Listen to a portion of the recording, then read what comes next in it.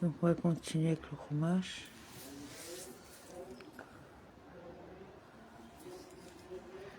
Alors, jeudi 28 Tammuz, Matot, suite chapitre 33. L'Éternel parla ainsi à Moïse dans les plaines de Moab, près du Jourdain, vers Jéricho.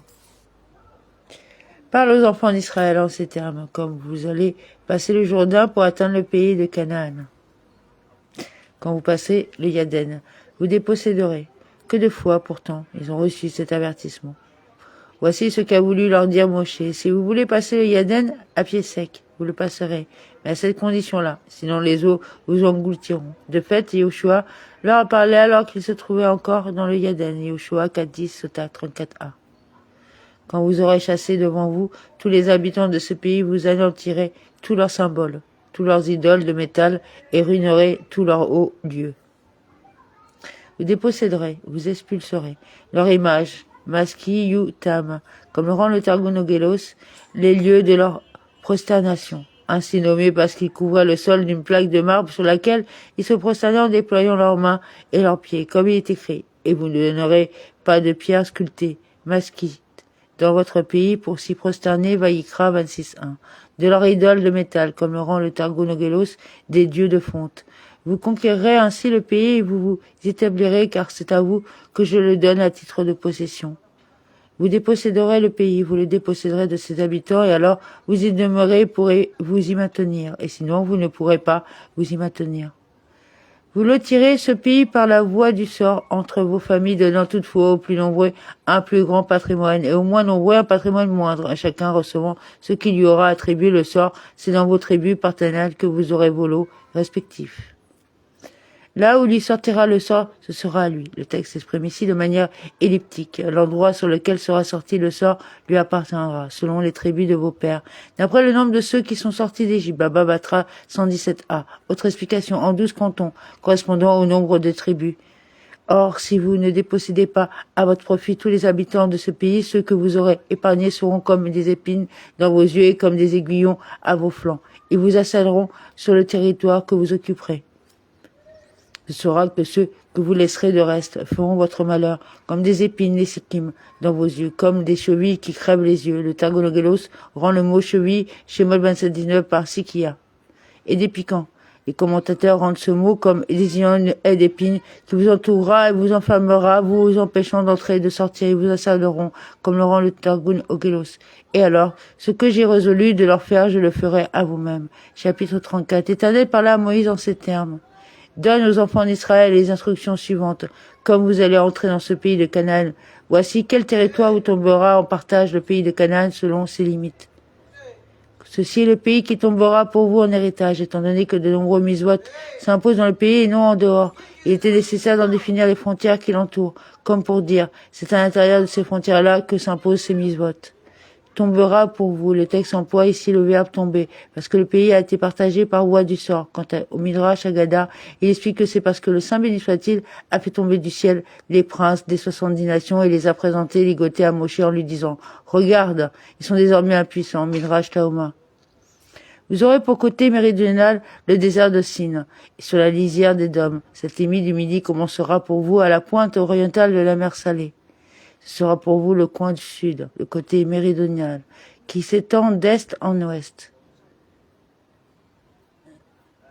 Du désert du Tsin, qui se trouve à côté des Dômes, à l'extrémité du sud-ouest, du territoire des 9 tribus. Comment cela? La frontière sud d'Eretz Israël touche à 3 pays, contigus l'un à l'autre. Un pays d'Égypte, la totalité des Dômes et la totalité de Moab. L'Égypte se trouve à la pointe sud-ouest, comme il est écrit. De Hatzmon vers le torrent d'Égypte. Ses extrémités seront vers la mer, verset 5. Et le torrent d'Égypte, longue la frontière égyptienne, comme il est écrit depuis Sheor, qui est devant l'Égypte. Chez Ushua 13.3.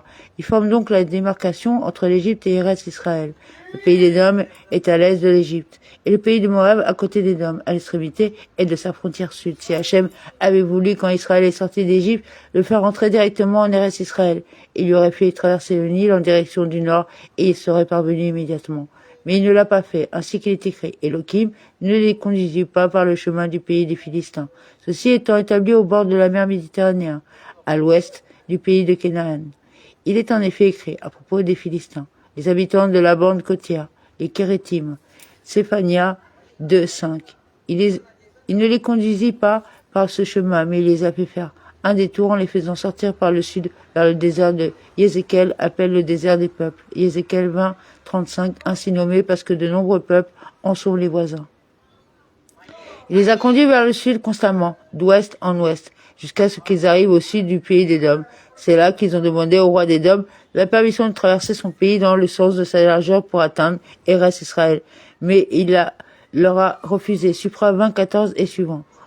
Aussi ont-ils dû contourner Édom par le sud jusqu'au sud du pays de Moab, comme il est écrit. Il envoyait aussi au roi de Moab, mais il ne voulut pas. Shoftim 11, 17. Ils ont alors longé toute la frontière sud du Moab jusqu'à son extrémité. Puis ils se sont tournés vers le nord et ils ont longé toute la frontière est dans le sens de sa largeur. Ce trajet achevé, ils ont atteint le pays de Sion et de Og, situé à l'est du pays de Canaan, et dont ils étaient séparés par le Yaden. C'est ce qui est écrit à propos de Yifta. Il marcha dans le désert et contourna le pays d'Édom et le pays de Moab, et vint du côté du soleil levant au pays de Moab. Shoftim 17, 18. Ils ont alors conquis le pays de Sion et de Og, situé au nord du pays de Moab. Puis ils se sont approchés du Yaden, se trouvant ainsi à l'extrémité nord-ouest du Moab. Par conséquent, l'extrémité sud-est du pays de Canaan, au-delà de Yaden, du côté de l'ouest, était à côté d'Édom. Puis la limite s'infléchira par le midi vers la montée d'Abrabim, atteindra Sin et aboutira au midi de Kadesh, Barnéa, sortira vers Assar, Adar, ira jusqu'à Asmon. La limite tournera pour vous depuis le midi vers Mahalé, Ak-Rabim. Toutes les fois que sont employés dans le présent contexte les verbes tourner ou sortir, il s'agit de nous apprendre que la frontière ne formait pas une ligne droite, mais comme un arc de cercle ouvert vers l'extérieur. La frontière méridionale formait un arc ouvert vers le nord et obliquant vers l'ouest. Elle passait au sud de Mahalé à Akrabim, lequel se trouvait par conséquent à l'intérieur de la frontière. Elle passera vers Tina. La Tin, tout comme Mitzrayma, veut dire vers l'Égypte. Ses extrémités seront au sud de Kadesh Barnéa. Elle sortira vers Hatzar Hadar.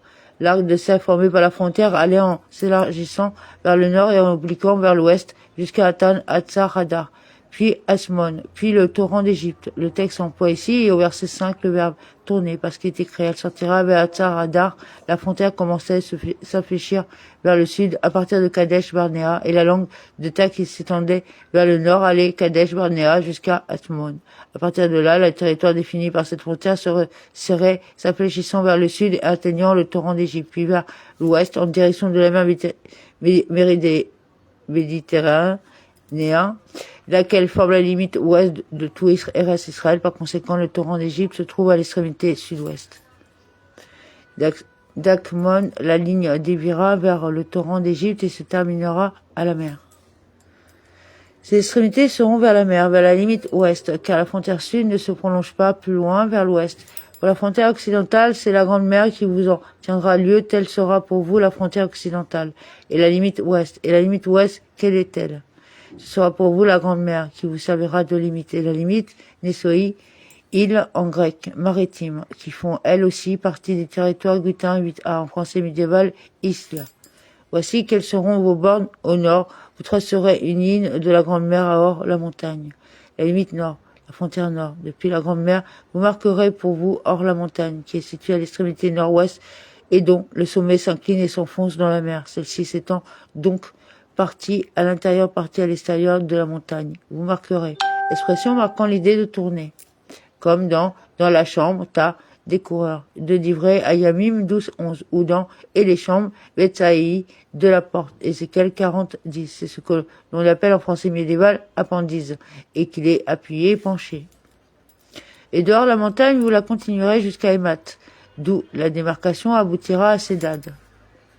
Dehors la montagne, en vous tournant vers la frontière nord du côté de l'est, vous atteindrez Lavo Hamat, à savoir Antioche.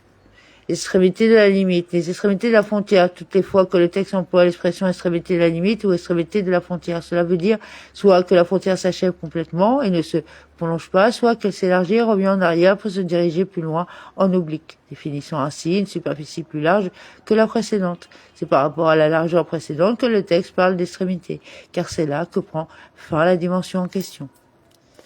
Puis elle atteindra Sifron et aura pour terme Assa et Nan, tels seront vos bornes au nord. Ses limites seront Hatzar et Nan. C'est le point extrême de la frontière nord. Hatzar et Nan étaient donc situés à l'extrémité nord-est. Et de là, vous marquerez pour vous comme limite vers l'est. Pour vos bords de l'Orient, vous tirerez une ligne de Hatzar et Nan à Shepham. Vous marquerez pour vous expression marquant l'idée de tourner, de changer de direction, comme dans vous marquerez verset 7 vers Shepham, sur la frontière orientale, et de là vers Ribla. De Shepham, cette ligne descendra jusqu'à Ribla, en passant à l'Orient d'Aïn, puis descendant encore, elle suivra le bord oriental de la mer de Kinneret. Au levant de Aïn, c'est le nom d'un endroit à l'est duquel passait la frontière. Aïn se trouvait par conséquent à l'intérieur de la frontière et faisant partie d'Eretz Israël. La limite descendra. Tout le trajet emprunté du nord au sud par la frontière est une descente. Elle touchera au côté à comprendre comme étant au passé.